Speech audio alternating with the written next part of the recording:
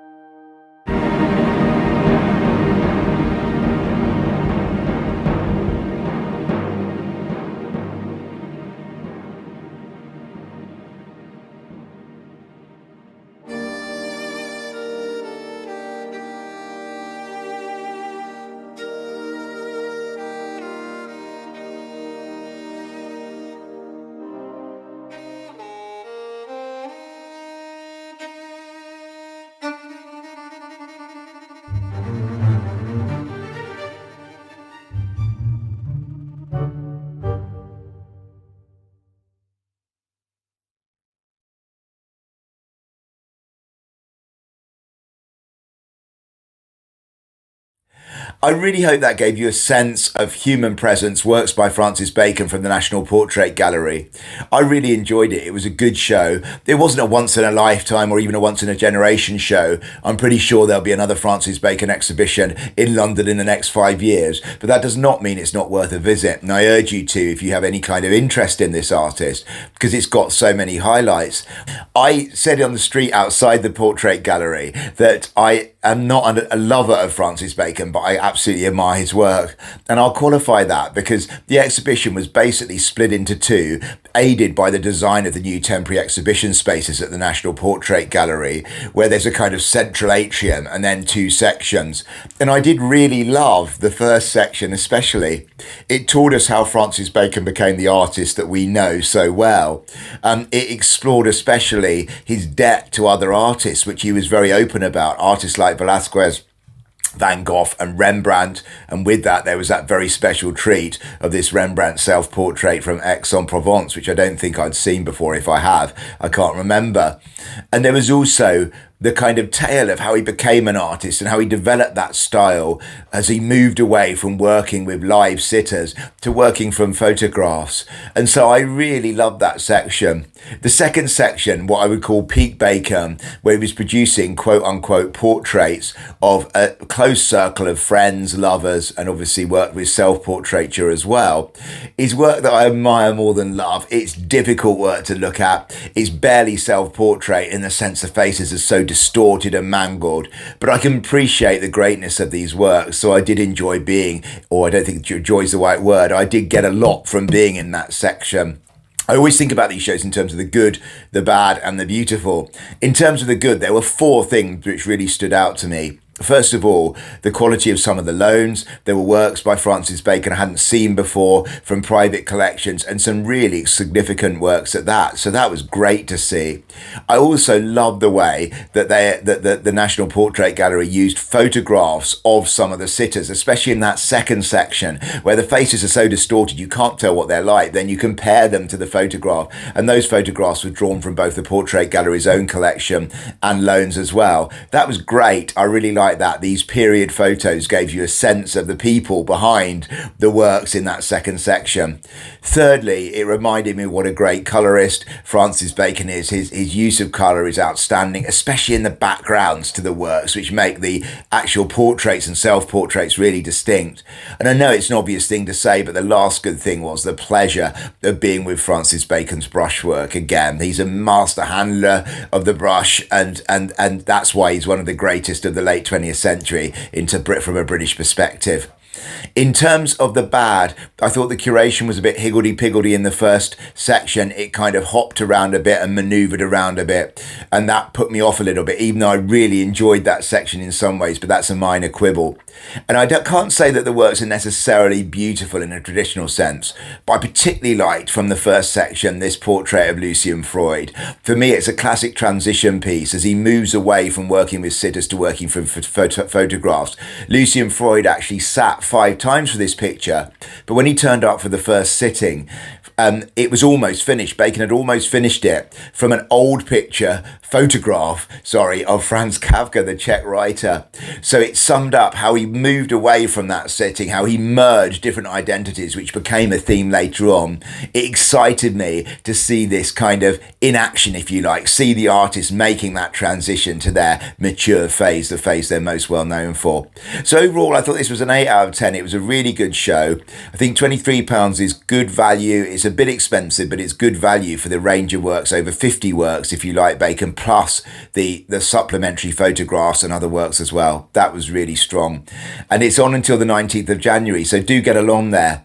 And it's interesting, isn't it? Because it's kind of between Soho, where he spent so much of his life, some of his best times, and the Van Gogh exhibition. Do check out that vlog. If you haven't seen it already, I'll put a link up here. So overall, really enjoyed the show. I hope you did too. Thank you ever so much for watching wherever you are in the world. It means a huge amount when you watch and comment. Do subscribe and hit that notification bell for more upcoming reviews from across London, the southeast of England and beyond.